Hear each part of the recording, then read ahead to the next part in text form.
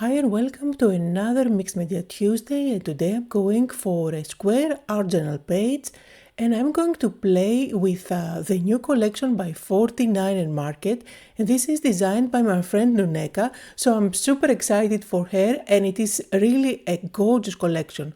I do have the ephemera packs, I do have the rub-ons, lots and lots of products in the collection, and go ahead and check it out. It is really gorgeous, especially if you love that neutral and vintage vibe.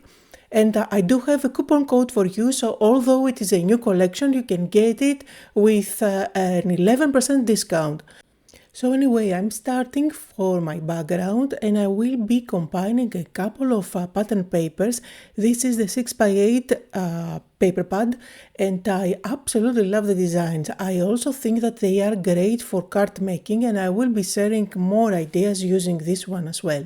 So I picked the two pattern papers with the blues, and this is a technique that I go back to again and again. It is one of my favorite techniques for the background, where I cut out pieces from my pattern paper and create kind of a patchwork effect. This is a great technique if you don't know how to start. Just go ahead and play with your pattern paper. Just pick a couple of background ones, cut out rectangles or squares without measuring anything, and then just put them together on your page to cover it up. Just mix them up. As I stick them down, notice that I make sure that I overlay the pieces, which instantly adds some dimension on my page, because actually these papers are quite thick. So just overlap them, because you will get not only visual texture from the patterns, but also from actual texture from the thickness of the paper. Now I am going to finish off covering my page, and I didn't go all the way to the edges. You can definitely do that if you like, but once that's done, I'm going to bring my heat gun and make sure that all that glue that I used is completely dry before I move on to the next step. And look how gorgeous the background looks already. Now I'm going to show you a little trick that I like to do with stamping that brings everything together. So I'm going to use a text stamp and I'm going to make sure that as I stamp, I go over more than one of those tiles. This kind of brings everything together because they have a continuous design over them. It is a nice tip that you can do, and keep in mind that you can recreate this idea with any background pattern papers you have at home. It is a great way to start a background. Now I do have the rub-ons from this collection and I wanted to bring them in and see how they work. I absolutely love the organic designs of them, and I think that they are great designs for backgrounds. So I'm going to just pick a few and try how they look. You will see that I will absolutely love the results and I will just go ahead and add even more. At some point I didn't even know when to stop, but you will see that they transfer beautifully. They add that extra touch, and all that I'm doing on the background is mainly to add visual texture and break those tiles with different colors, so making them look more interesting than completely flat. So here you see I layer the lighter ones over the blue background, and I will use bluish ones over the lighter paper pads, and just mix and match, have fun with them. I think that they are great designs, and no matter what you choose to stick down, it is going to blend beautifully with the background. After all, they are from the same collection and you can never go wrong. Another thing that you can do is to just use those rub-ons and make sure that they go over two different tiles, bringing them together. Again, utilizing that trick that I did with the stamping to make the whole design look more coherent. Now also keep in mind that at this stage I have no idea what my focal point is going to be. As I always say in my videos, I just work layer after layer and having fun for what it is now. I'm just having fun with the rub-ons, and I am not overthinking of what is going to happen next, or if these little designs are going to be covered up later on. This is a question that I get a lot. I understand that not everyone can work this way. I'm just showing you what works for me and how my mind works, but this is the creative process that I go for.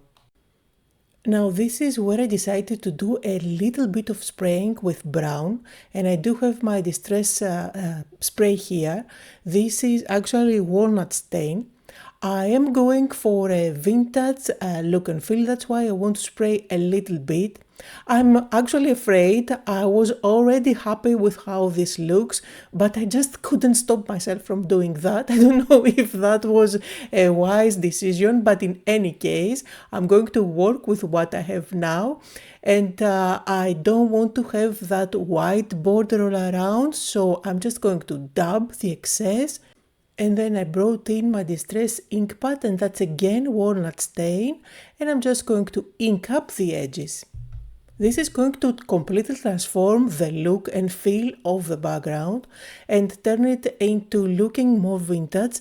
But again, depending on the style that you are going for, you can stop and don't spray with brown all over it. Now I want to add some texture and play with stencils, and again I'm playing and having fun layer after layer. So this is another one of my steps that I absolutely love. So I brought one of my Tim Holtz stencils and my texture paste, modeling paste, whatever you have. This is volume paste, by the way. And this is not going to stay as vibrant as it is. Remember that I did spray a little bit with brown, which is going to soak into that paste, and it's not going to stay as vibrant, which is something that I am going for because I don't want to have such a super bright stenciling. After all, this is supposed to be something more vintage looking. I'm also just cleaning up my spatula on my project because why not? Also, it makes it look more artistic. And I'm going to leave this aside to dry. And while the paste was drying, I went ahead and looked at the designs that I had from the laser cuts. These are beautiful ones, and I was trying to decide whether I want to go with flowers or there are mushrooms, birds. I decided to go with butterflies, and I'm going to show you my process of creating the cluster. So in the beginning I thought I want to use 3 butterflies, one below the other, to create kind of a focal point on my project, but you will see that later on I'm going to completely change my mind. I'm also picking one of the labels as my quote. So here is the initial idea of what I was going for in the beginning, but I wanted to bring an ephemera, maybe a ticket or a ledger to put behind those butterflies to create kind of a layer, to do some layering. So I am going to bring in the ephemera pack and just try to choose what would go nicely below the butterflies without completely covering up the background. But you will see that I am going to completely change my mind.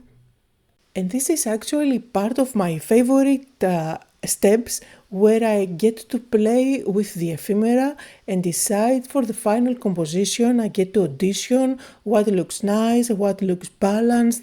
I play with different shapes and different colors, and hopefully by doing that you can see other compositions that you can go for with this ephemera pack, which is going to give you tons and tons of elements to play with. So the moment I saw this piece, it clicked on me. I just knew that was what I needed to use as the background, and I decided to just go with only one butterfly. I'm going to play with some extra of those elements to try and pick a few that I can tag behind to create my layering, and now I'm ready to create my composition. For all the elements that I picked, I'm going to ink up the edges. This is going to help them stand out against each other, and again I'm using the same ink pad that I used for the border. Now also this tag is providing a great opportunity to add a different texture, so I'm going to add an eyelet there, which is going to give a metallic piece. Remember, this is mixed media, so the more different textures you add, the better it's going to look. And then I'm going to even bring in some thread, some twine that I can thread through the top of the tag, which is going to give another different texture on my project. And now let's create the cluster. I am going to add glue only at the center of this piece so that I leave the edges without glue, and it is going to make it easier for me later on to tuck things underneath. I'm also using a piece of cheesecloth or medical gauze, whatever you can find. I like it because it adds that different texture, but at the same time it doesn't overwhelm the page. It kind of always blends with any project that you have. So I'm going to stick my butterfly on top. Also keep in mind that this exact design could have been a canvas, and you can add even more dimension in between those layers if you decide to recreate something similar on a canvas. Now I'm going to stick my quote underneath, and then it is time to do some layering by tucking all those ephemera in between. Now remember that you can use your scissors and cut out the ephemera. Keep all the little pieces because you can tuck them behind in different areas of your project or behind another project. Now the background is already looking quite busy with all those rectangles that we did the patchwork technique. So it already looks with layering, and you really don't need to add too much into that focal point composition.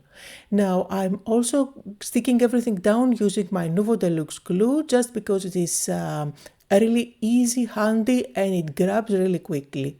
I am also going to bring in again my laser cut ephemera pack where I used the butterfly from, and this is where I decided why not, let's bring in some flowers into the composition, and I'm just going to pop out 3 of them and stick them down in the 2 corners of my composition.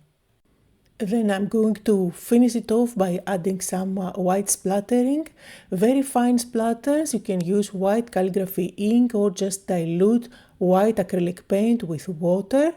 Again, it's a little detail that goes on all the elements. It kind of brings everything together. And I'm going to add the final touch, which is my contour liner, adding a few dots at the center of the flowers. So that was the project for today. I hope that you had fun, that you got inspired. Here are some close-up photos where you can see the details better. Down below in the description you can find the links to everything that I used, along with coupon codes where those are available. Thank you all so much for joining me today, and I'll see you all next time.